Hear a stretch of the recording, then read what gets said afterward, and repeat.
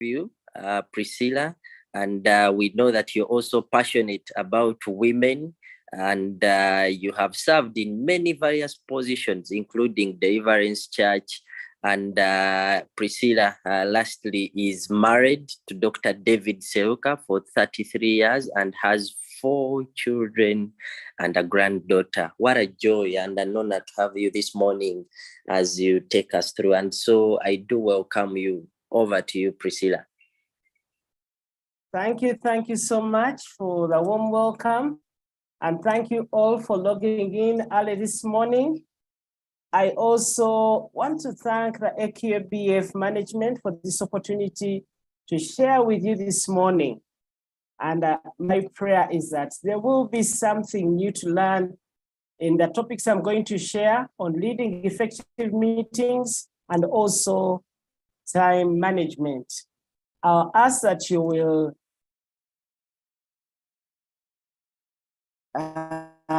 train with me, keep the active meeting this morning. And I'll begin with leading effective meetings. One would wonder why meetings are important. And I would begin by that. Meetings, first of all, are inspiring sessions where problems are discussed, decisions are made, and tasks are assigned to team members. It is very good to know that there is a very high cost attached to every meeting because the people in meetings, their salaries involved, and if a meeting is not productive, those are salaries and time wasted. Meetings are also important because people feel they are participating in the decision-making of an organization. They build consensus. And most times, leaders in organizations or managers, we don't have all the answers. But our team members, even the most quiet, can come up with the most important decisions that we need or ideas that we need to take the organization forward. And in organizations which are regulated or have been registered, meetings are also mandatory because you need to have resolutions of what was agreed in meeting. So we all know meetings are important. We are involved in them, even in our churches, in various committees where we serve. And I hope that in this presentation, we will be able to improve the quality of our meetings. And why do we need effective meetings? Meetings, when conducted effectively, they will improve productivity and also employees are more engaged. Meetings will guide the efforts of employees. And as I said earlier, they improve productivity. And if they're effective, time wasting is reduced. Also, effective meetings will address roadblocks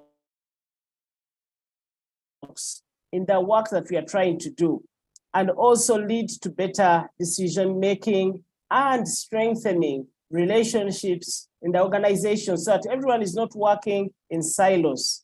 I'm sure we have all been in meetings and you wonder, what are we doing here? I want to say, I think that is why the reason that the members of AKBF decided that we need to have this topic so that we may not waste time in meetings. You are all there and you are bored, you are wondering, when is this ending? It's only the chair who is talking and talking and talking. No decisions are made. By the time you leave the meeting, you wonder, what did we decide? Please let me know if you're hearing me well. And if you're not hearing me well, I hope the moderator will give a shout. Are you there? Am I coming off clearly? Yes, Priscilla, for now it's well. All right, thank you so much. But what are effective meetings? Effective meetings are those that bring together a select group of people. There's a defined purpose for why you're coming together. There are clear goals of what you want to get out of the meeting. There's a clear agenda, and information has been shared, which will help in guiding the decisions and the discussion. The results of an effective meeting may include creation of a plan. There may be brainstorming of ideas, and a decision will be arrived at about a pressing issue or issues. So I think the important things to note there are people coming together. There's a defined reason why you're coming together. There's shared information, and you reach a result in that meeting. You don't leave out wondering, what did we decide? It is clear what you decided. There are some key facts I found out about meetings. In the UK, a study was made, and they realized that on average, 13 days a year are spent in meetings. I think in Uganda, it could even be more, because sometimes our meetings can go on and on. We start late and then we end so late, and we can talk and go off topic. But in the UK, they found that also executives spend more than 2 days in their working week preparing for meetings. So in a working week of 5 days, 2 days, you're preparing for meetings, and then there's also time spent in sitting in meetings. And then the cost of poorly organized meeting was found to be that high in the US and also in the UK, over 58 billion, or in the US, 399 billion US dollars. And here, the average meeting takes around 1 hour. I know in Uganda, where we can sit in meetings for hours and hours. But also people felt that poorly organized meetings impacted clients and also supplier relationships. People want to talk to you and they tell you the MD is in a meeting, the CEO is in a meeting, and therefore they can't be reached.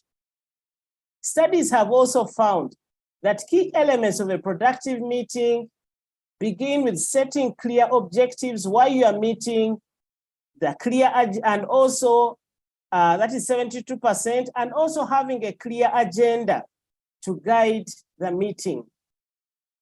2/3 of the people said they felt morning meetings were generally better than afternoon meetings. In another survey, 1 in 20 people admitting that they call in that they are sick to get out of meetings. And an estimated 25 to 50% felt that meetings are time wasters. 39% of people admitted dozing off in meetings, and others brought in other work in meetings so that they feel they are not really wasting time, but they are using that time in meetings. So this shows that we need to take much care to ensure that we have active meetings. I tried to look up some meetings from the Bible, and one of them was to do with Moses in Exodus 18, when he would sit with the people trying to resolve issues in the wilderness. And one day his father-in-law Jethro visited him, and a whole day from morning until darkness, Moses was trying to mediate in meetings by himself. And the father-in-law Jethro said, "You're taking too much time for yourself and also all the people waiting to see you, and you're wearing yourself out." And he recommended to him to delegate, to divide out issues amongst the people, empowering the people so that he didn't have to cater for everything. And I think that's what meetings should do. As leaders, we shouldn't be involved in every small meeting. Empower the people below you and only deal with the key strategic issues. In Acts 1 and 2, we also see the disciples, after Jesus had ascended, they went to the upper room and they were in a meeting, in prayer, and also chose a replacement for Judas. So we see all the members were involved, and that is what a good meeting should be. Members should be involved in making decisions.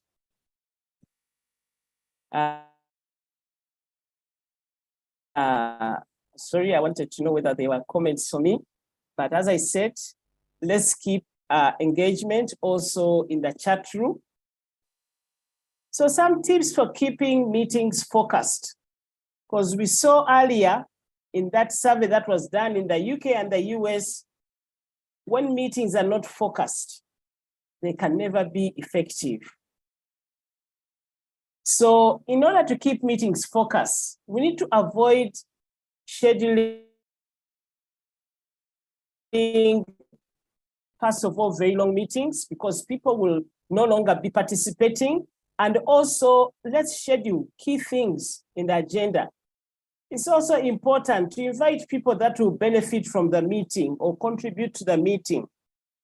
I remember in one organization, I had been elected to be a board member, a board chair.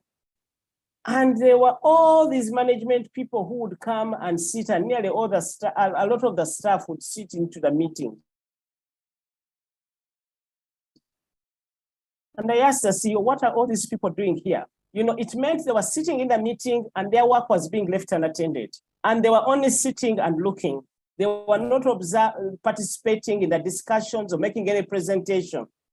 I found that a big waste of time, but it also meant that information cannot be kept private or secret, whatever is discussed in the board meeting. Even that which shouldn't be shared would be shared because there were so many observers who should not be there. So let's have only those who are beneficial in the meeting, in a meeting. Unless once in a while you have other people wanting other people to be exposed. But remember, whenever you have many people in that meeting, they are not doing the work they should be doing.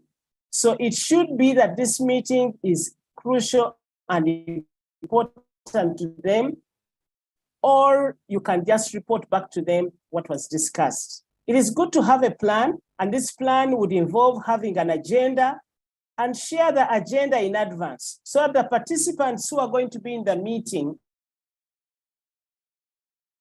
can also contribute to that agenda and they feel ownership in the agenda. It is not only the chairperson's agenda. And make it all our responsibility to keep the meeting focused. If the meeting has to be long or you are sharing about strategic issues, have health breaks scheduled. People can go to the washroom, people can have a cup of tea, people can walk around and they get back and concentrate. It is important if you are to have an effective meeting to prepare. Giving the notice in good time, and the good time will vary from what kind of a meeting it is. If it's a board meeting or an annual general meeting, at least 14 days towards the meeting, people should know. But it's also a good practice to have a board calendar where meetings are pre-scheduled. You give a reminder at least a month before and share the agenda for members to contribute. If it is a normal senior management meeting, a few days notice should suffice, but also it means the meeting should have been scheduled in the prior meeting that happened. But sometimes we have urgent things that may come up. At least a day or 2 days notice should be given, and again have an agenda. If it is a meeting following up on other meetings that happened, then the previous meetings should have been shared. The previous minutes should be shared, and also a matters arising matrix with an update of what has been done. And any relevant papers that are going to be discussed should be availed to all the members so that they can prepare beforehand. And it's also very good for you to be a good contributor in meetings. Read through these papers. Make sure you come up with any issues or comments to make so that you can be a valuable contributor in the meetings and not just a spectator. It's good to have a conducive meeting environment. A conducive environment will be that where it is airy, people won't be stuffy. Where there is privacy, people will discuss freely and not fearing that somebody is overhearing what they're saying. It's not a noisy environment. This will all help to ensure that you have an effective meeting. Quality information to be discussed should be given. And as I said earlier, give ample time of sharing the information that people can share, can be able to prepare well for meetings. I've been to board meetings where, items are being shared that you're going to discuss as you're entering the meeting. And if you are the chair of such a meeting, it is always valid for you to say, we are taking note of this information, but let's discuss it in the next meeting when people have had enough time to read through and understand the issues. Otherwise, you can be bombarded with issues and you didn't have time to read through, and you will not make good decisions for such a case, unless it is an urgent matter that needs to be addressed. But most times, things are not as urgent as we make them to be. For preparations, let participants feel free to request for clarifications even before the meeting. And where need be, get a specialist, consult them on issues where you are not very competent about. And in the agenda, allocate time for each agenda item. For example, you may say chairman's remarks, 5 or 10 minutes. Going through previous minutes, allocate time for each agenda item. This will guide the chair to know when they are not doing well with time. During the meeting,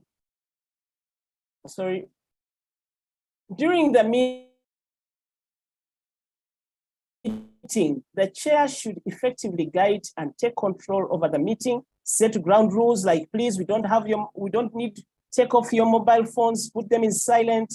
Some people open laptops and they're actually not in the meeting, but doing other work on the laptops. Therefore, they're not giving their attention to the meeting.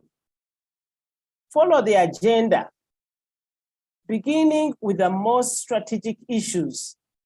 Previously, meetings used to begin with matters arising from previous minutes. But today, especially for board meetings, it is more prudent to begin with the strategic issues, and the things like minutes will come last. This is because at times you can get bogged down on issues from matters arising and you never get to the agenda items.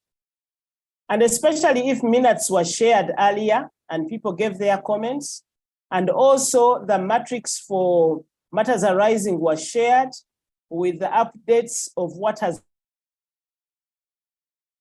been done, then you can begin, the minutes can come last. It's always good to declare no conflict of interest, and the chair should watch out when guiding the meeting. Sometimes there are people who dominate the conversations and others are not given time to talk. And then also do not be in a haste to make decisions. Make sure there's been a good discussions. It's also prudent not to allow major AOBs, which might become the main agenda of a meeting. The ideal sequence in a meeting: first of all, a presentation is made on the agenda item. Then the chair should allow a disciplined process for people to engage with what has been shared in a rigorous debate. And you shouldn't fear people who are dissenting with what you may want to come out of this meeting. Let people air freely their views, but control the time. And also some people are very wordy, control and manage them, and encourage even the quiet people to share their views. After that discussion, a decision has to be made. It's always good for the chair to give what they feel is the right thing last. Otherwise, if the chair begins, others may keep quiet. No, people may not want to dissent with the chair, and the chair may be the CEO, the MD, executive director. People may not want to dissent with you, and you will miss very invaluable input in the item if you go fast. Let the other people begin. Control the meeting and ensure that you don't have so many multiple power centers, small meetings within one meeting. Ensure that everyone is participating in the issue at hand. And foster respect. Don't laugh at people's contributions. Don't allow people to jeer at what members think should be done. And follow the agenda and the flow of discussions. Timekeeping is a very key factor. The time that you begin the meeting, if a meeting is at 9, begin at 9 with those who are there. Next time, people will keep time. But if you keep waiting for people to arrive, then you'll find people will always come late. As long as you have quorum and you know what the quorum should be, begin with once you get the quorum. And duration is also important. If people know your meetings go on and on for forever, they will also be tempted to come late or get lame excuses why they cannot come for the meeting.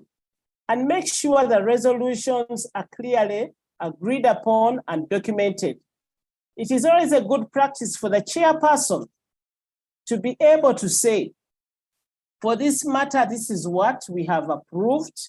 So we have agreed that we will not take up this project because of this and this reason. And the secretary, please write to the people that we are not able to undertake this project. And a resolution is made. And follow up the resolutions through the minutes and the matters arising that will come out of the minutes. Okay.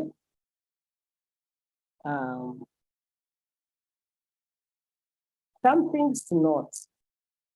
In a meeting, when you're chairing the meeting and it's a staff meeting, give the junior employees the first opportunity to make a contribution. Oftentimes in offices, once the senior people speak, the junior people may keep quiet. Otherwise, they may be seen that like they are not collaborative, they are not cooperative.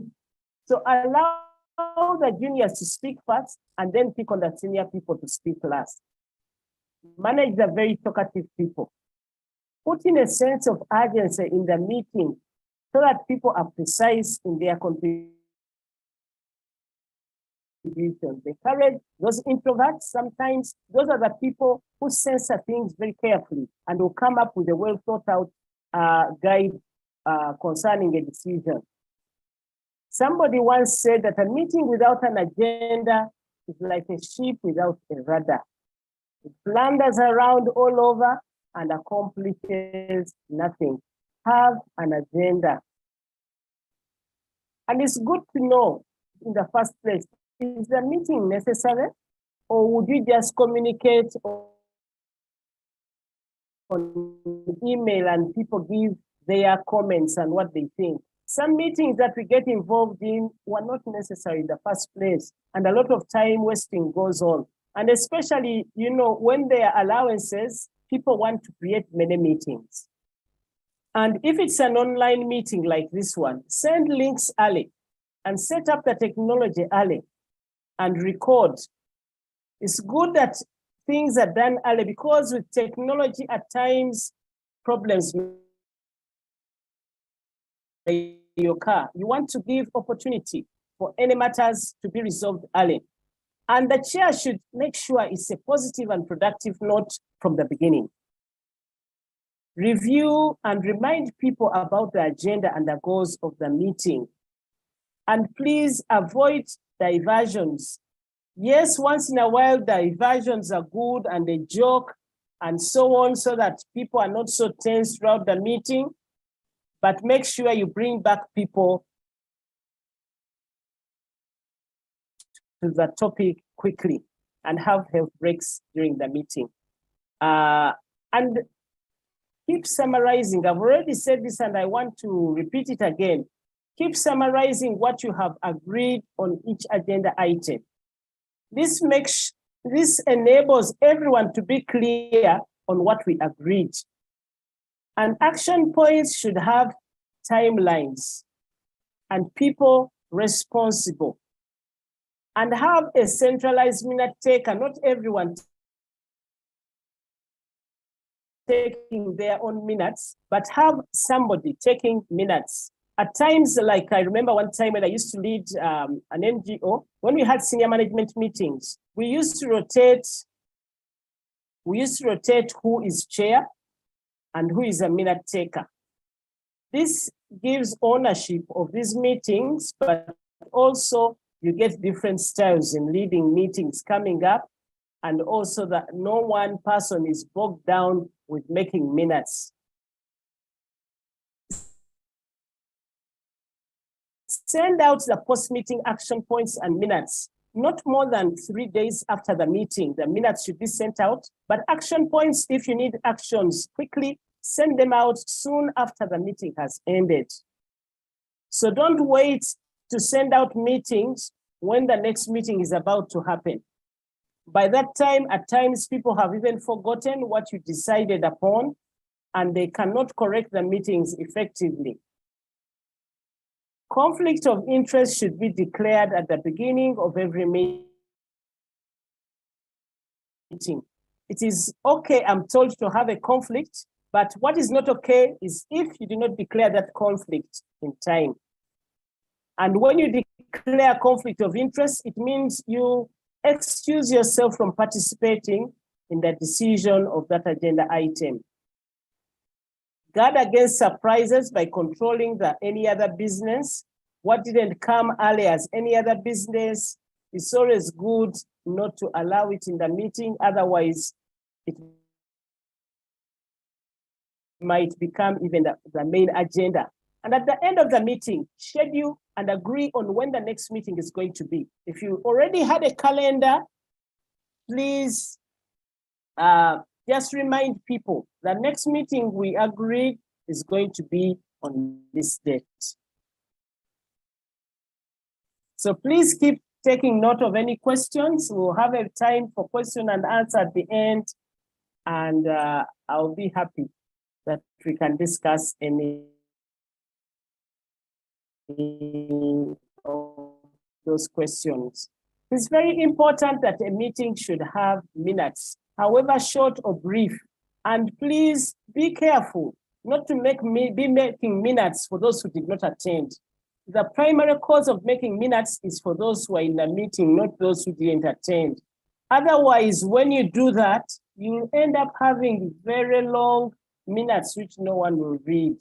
So those are some of the highlights of what should be in the meeting, in the minutes, the purpose, the people attending, the people absent, the dates, the location when the meeting took place, the agenda, the decisions made, and who is responsible for what after the meeting and with what timeline. And these meetings should be signed, and make sure they are well filed. Whether it is online or in a paper file, make sure you have minutes which are kept away. You never know when you need them again. And what is the importance of meeting minutes?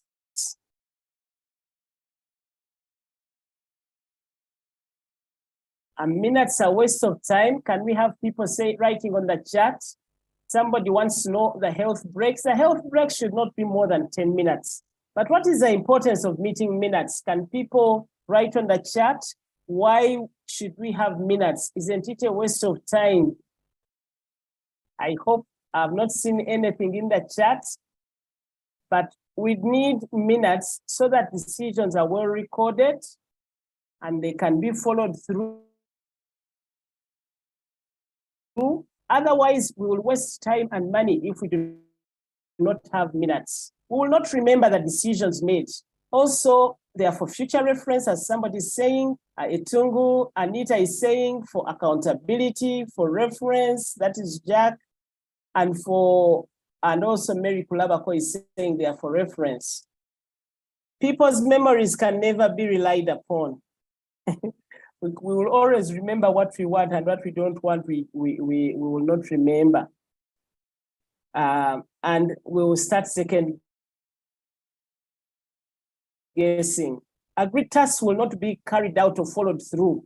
And minutes help you to clarify and summarize everything. And it prevents having the same discussion over and over again. Because once something is being brought back, you can always say, please refer to the meeting held on this other day. That matter was resolved. Some of the hindrances to effective meetings. I mentioned overcrowded meetings. Unless it's supposed to be an overcrowded meeting, like an annual general meeting, but if it's supposed to be a senior management meeting, a board meeting, if you have too many people who have nothing to do with the meeting, that is what they shouldn't be sharing out. Poor planning and communication before the meeting, lack of employee engagement, frequent distractions during the meeting, and you go off point all the time. Yes, you can have a fun time, but it shouldn't be taking a lot of time. And also inadequate papers. If the papers are not inadequate, for example, it may be there's too much information being shared or too little, you cannot make a quality decision.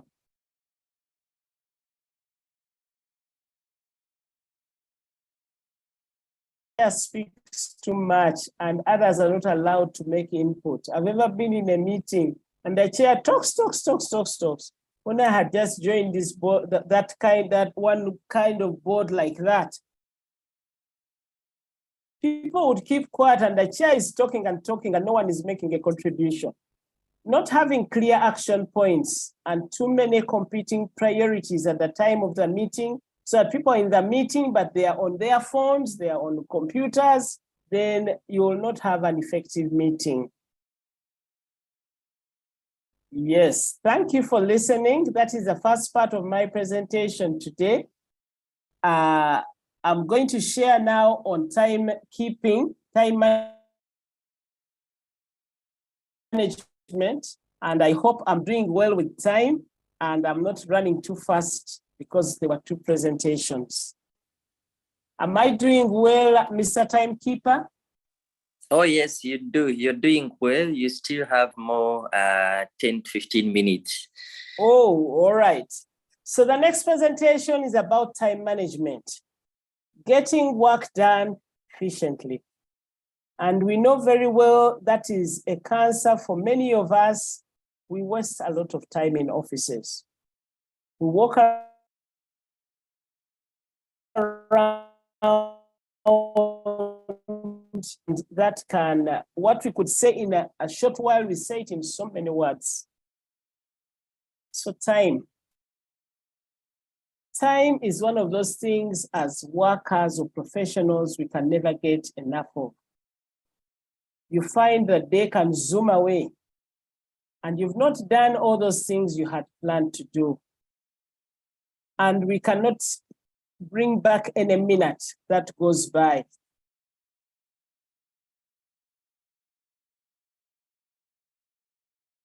And time is like money. We may never be effective in what we are doing because we are not using time well. And the Bible also teaches us about time in Psalm 90 and verse 12. So teach us to number our days that we may gain a heart of wisdom. That is telling us about time management. In Ecclesiastes 3, 1-8, the writer is trying to bring out that there's a time and season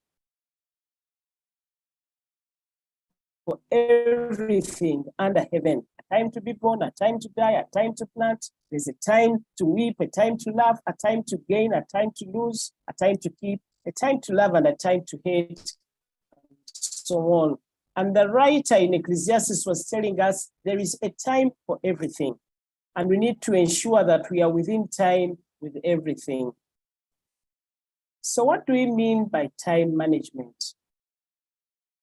Time management is a process of planning and exercising conscious control of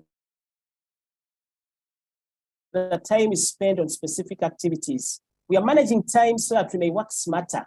We are managing time so that we may have a better work-life balance. Some of us suffer from a bad work-life balance because of poor time management. When we improve on time management, it allows us to perform better and achieve our desired goals with less effort and more effective strategies. When we manage time better, we shall deliver work on time. We keep deadlines. I know if you have led organizations or teams, you know how frustrating it is when people don't meet deadlines. We shall also have better quality work, not done shoddily, in a rush, with not enough time to read through. There's better productivity and efficiency. And also, you create a good impression, a good reputation because you keep time. There's less stress and anxiety,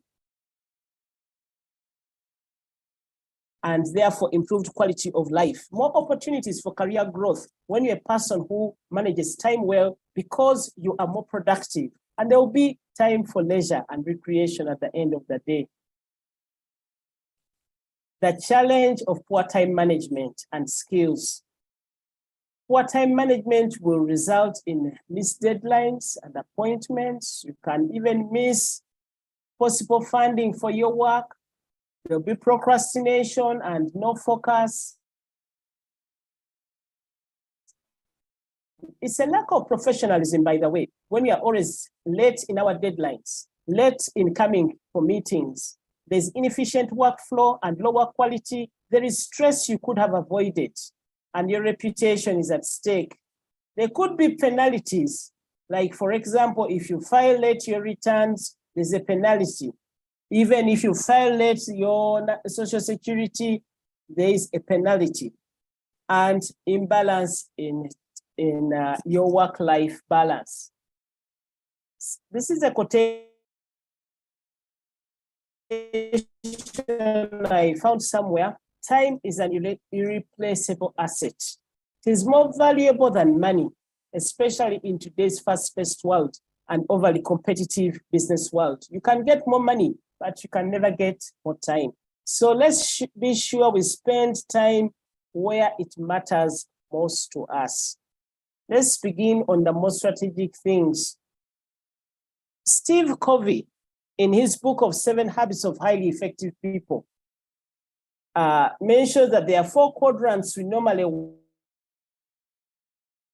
work in.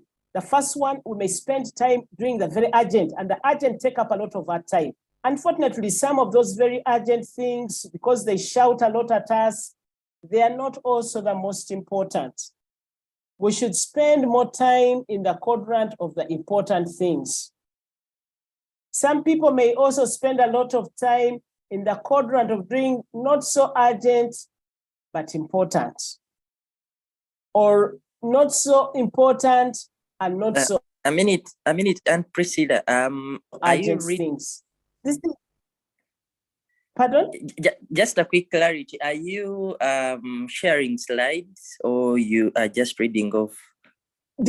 Haven't I shared this presentation?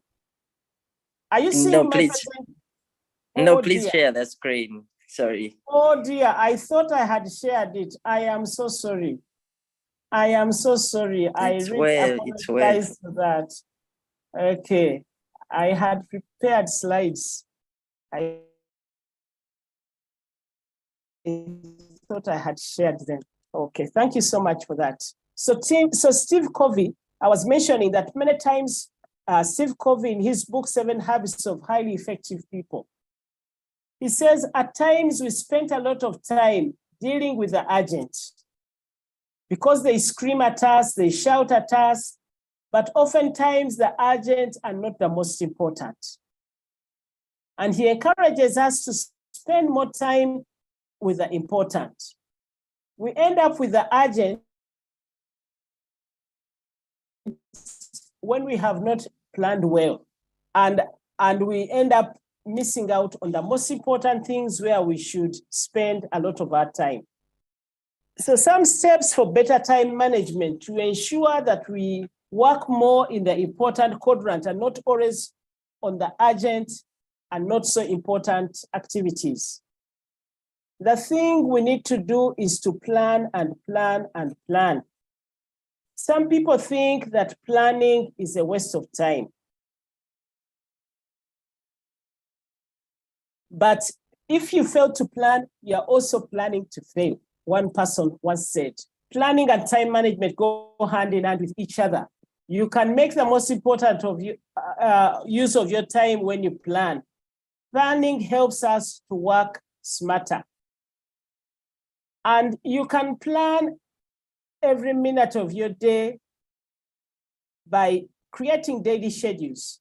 Create weekly schedules. You can begin planning your week on Sunday evening.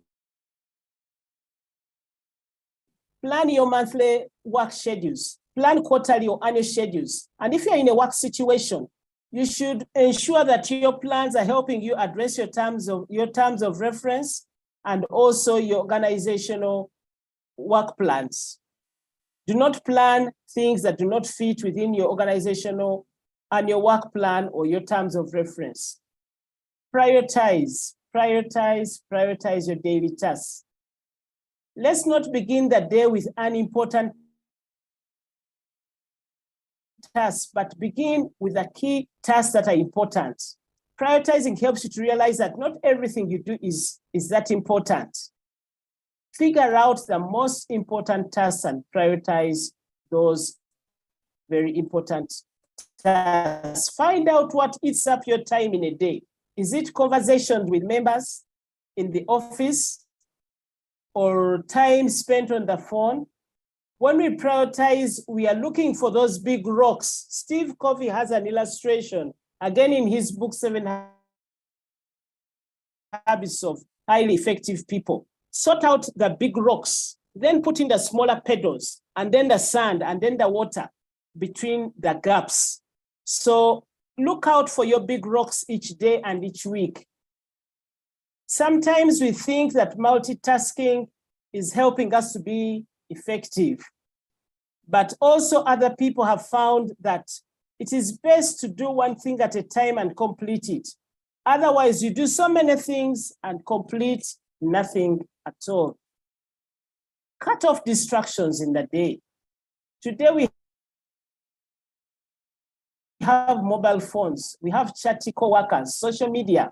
They can cost us 3 hours in a day if we are not careful.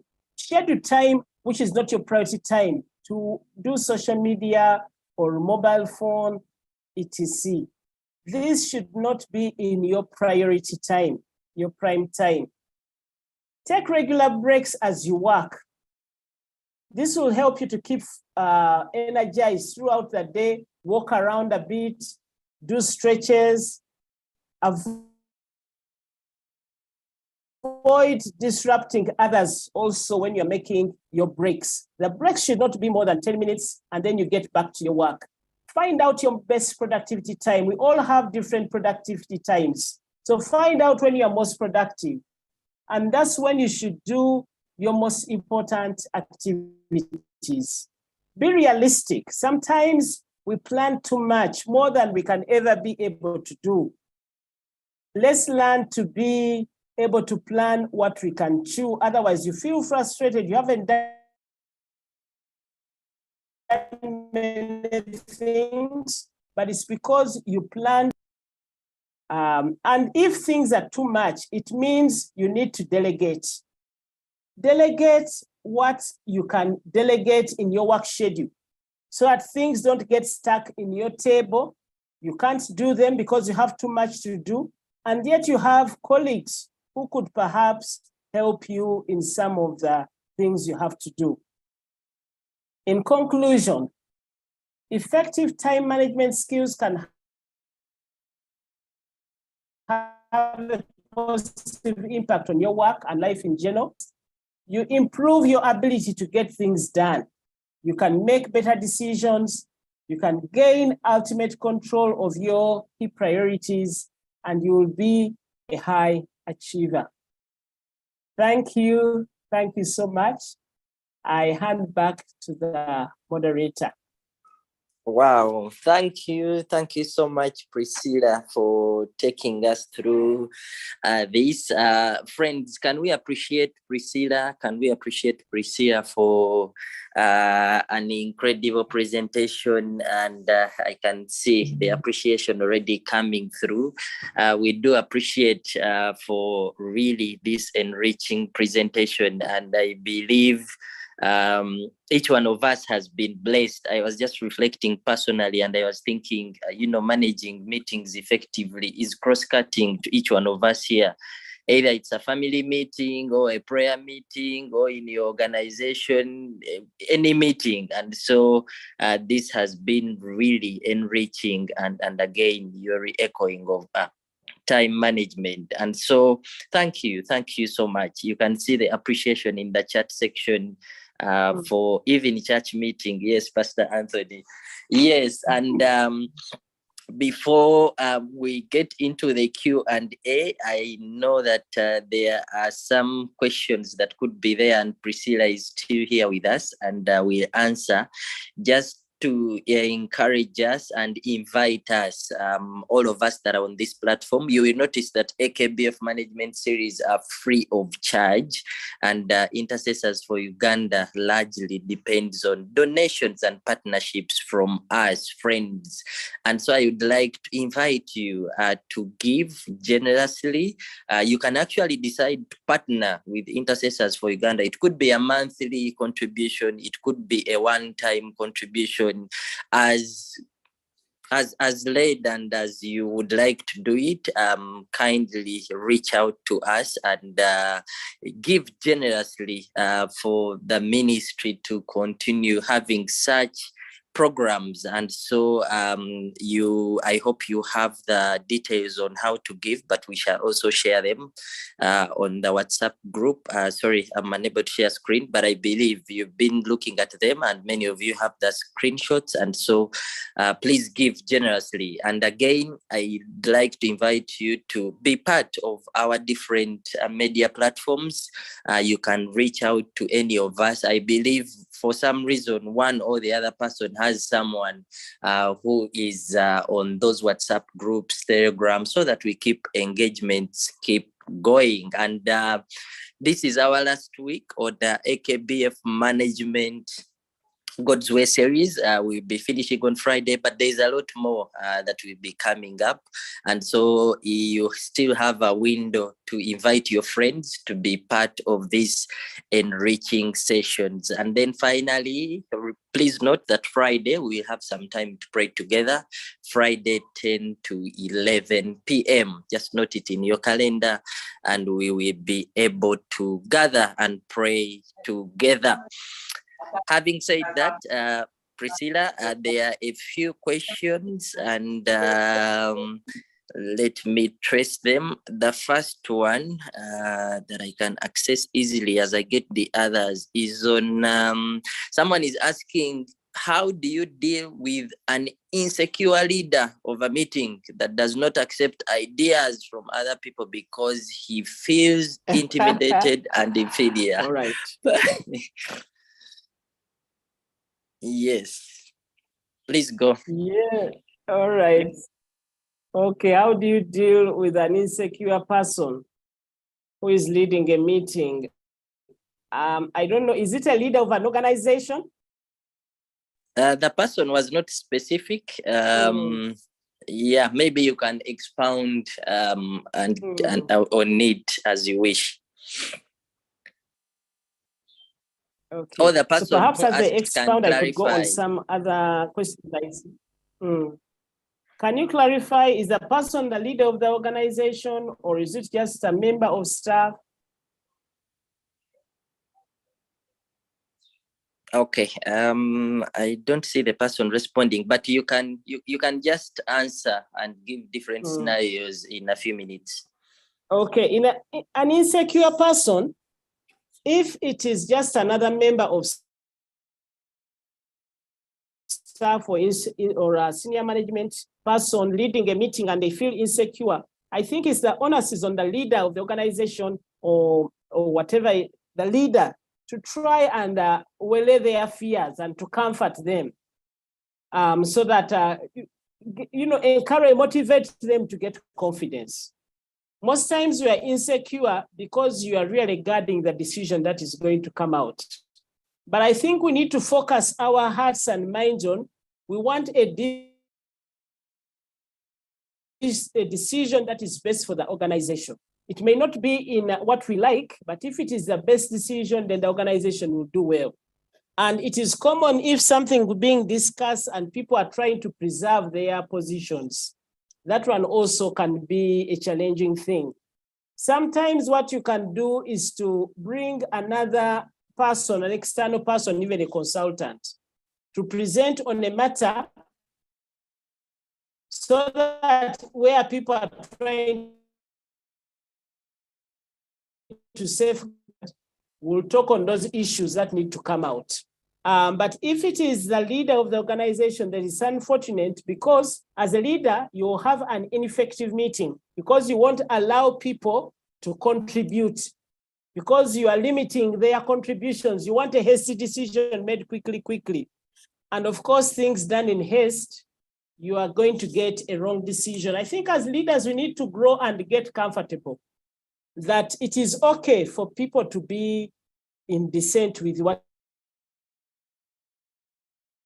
you're saying. Some of those people are the devil's advocates, helping you to see those corners you had not considered. So it's a growth area whereby you need to grow and be confident, even when people are saying something different from what you want. Then the other issue, I don't know whether I've answered that well, but members, you can contribute to that also on the platform. Somebody mentioned that their most productive time is at night.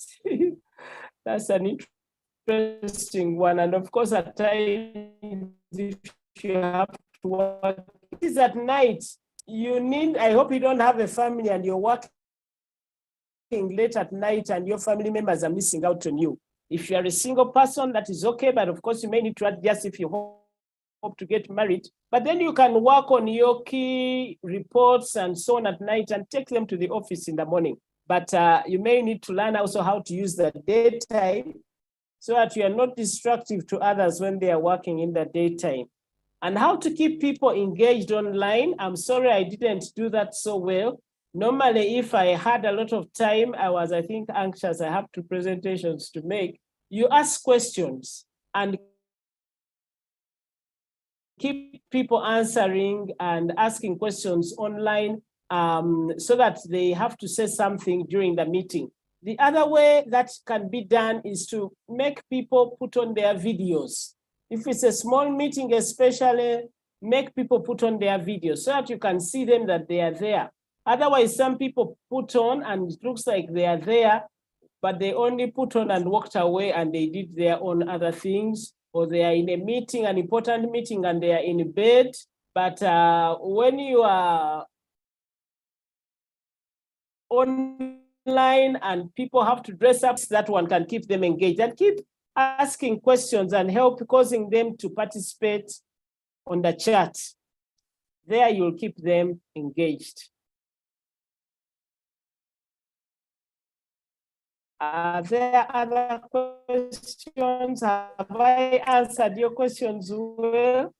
Yes. Oh, yes. Another person says, Jennifer says, who think their way is the highway.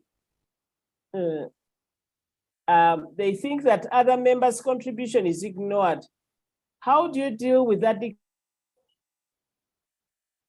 dictatorship and yet the decisions affect members directly? That can be a big challenge. And if it's a committee chair, perhaps you need to talk to the overall chairperson about that matter. Another way in which it can be addressed is if your board has, you do evaluations, and when this person is evaluated and it comes out person, even in person, that sometimes we get a challenge when you don't give us time to present, and you seem to be ignoring our presentations. Find a wise way in which to talk to them, first of all. If they are not responding, you may need to talk to, if it's like a committee of a board, talk to the chair and bring your matter to them, that we have a challenge in making contributions. Okay, thank you, Priscilla. Before we engage the two more questions in the chat section, allow me ask Benon to pose his question through the mic. Benon, if you can unmute and ask your question. A special salute, Auntie Priscilla. My question is, could you help us define conflict of interest and perhaps give us some examples of it?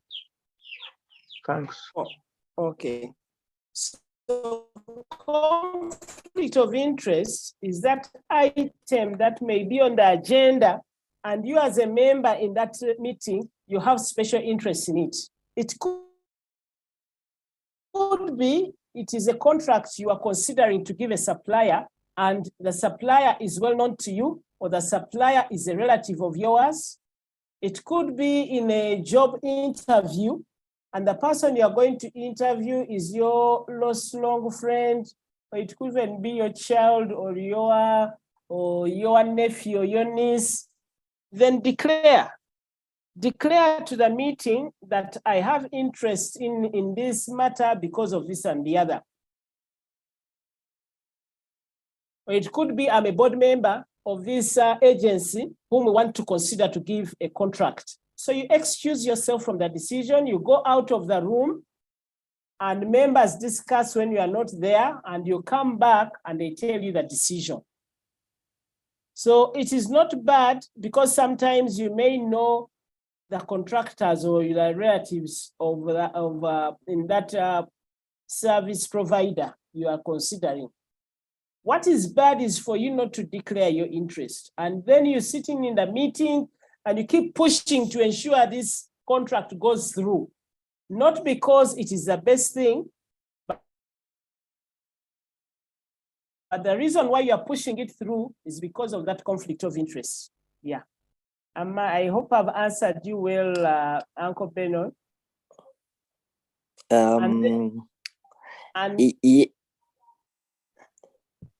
Yes, I think you Thank have. you, thank you. In case, yes, he has responded, and we have two more questions, I think, in the chat section. One is it prudent to allocate responsibility to someone not present in the meeting, but somehow by default the issue falls in their jurisdiction? Yes, I think if it falls within their jurisdiction, you need to allocate them the responsibility, but make sure they know about it. That's why it is good after the meeting, you can quickly send out the matters arising to members for follow through, and make sure they know that this transpired while they were away. It could be like in a board meeting and the HR chair was not there, but something in their docket arose which they need to attend to, a senior management meeting, and it's something which falls within the docket of one of the managers who was not present. You can allocate a task to them, but make sure they know in good time that there was such a task allocated to them. Yeah.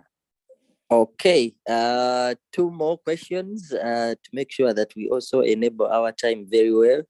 How do you ensure that you draw out quiet people to give their valuable contribution when there is very little time for the meeting to make a decision and move on to the next agenda item? That is dangerous. You need to create enough time. Sometimes, if there's not enough time and you're discussing something important, you could postpone making a decision if there's not enough time to discuss it. Otherwise, hasty decisions, you also can regret in haste. Okay. And sometimes people do it. I have read of organizations where people bring very important things when there's little time so that you may make a decision in a hurry and you have not considered all the issues concerned. Okay, thank you. Two more. One is what duration would you recommend for for an effective meeting, for proper meeting? Now, it depends on the kind of meeting. For example, if it is like a senior management meeting, which happens every week, even 1 hour is okay. It could be like where people have been working online and you want to check in, clock in what is happening, even 15 minutes can be all right. If it's a board meeting, normally 2 to 3 hours is enough. Otherwise, you're going to lose concentration of the people. If there are still many things to share, it might be better you adjourn and you set another time to complete the issues. And I see somebody is asking, is it Christian to resign from a highly compromised committee? I think it is okay to resign because you will be liable for the decisions you are making if it is highly compromised. But also if it is highly compromised, make sure there's a minority report in the meeting, in the minutes. You can say, you can ensure that in said on this matter, and you show where your divergence is from the main decision that is being made. If you continue in this meeting or board or committee, it will be very clear that for you diverted from that decision. But once an overall decision is made, you go with the decision that has been made. But at least make sure there's that minority report well written in the minutes. And when you're going to declare conflict of interest, you declare conflict of interest when the meeting is beginning or just before the meeting. That's when you declare your conflict of interest. You can declare earlier and tell members that on that candidate, I have a conflict of interest. I will go out of the room when you are interviewing the person. And it's important you go out so that you don't see who are those people who seem to be against your candidate. Otherwise, you may hold a grudge against them unnecessarily. Okay, thank you. Thank you so much, Priscilla. This has been eye-opening, and I believe and hope that all of us have benefited. I'm afraid our time is well spent, but I would like to encourage us to continue the discussions on the WhatsApp group. I believe Priscilla will be available to engage. And so for a few questions that have not been answered, just note them and we will be able to discuss them on our different media platforms. Thank you everyone for being part of this meeting. Again, a reminder that we will be on tomorrow up to Friday, same time, 6:30 to 7:30 a.m. It's the same link, and invite your friends. And again, to remind you that you can partner with the ministry through giving generously, but also you can be part of all these exciting engagements. Otherwise, God bless each one of us. Thank you so much, Priscilla. We will see you next tomorrow at 6:30, but along the way we will continue discussing. Thank you so much. God bless you, and we shall see you tomorrow. Bye.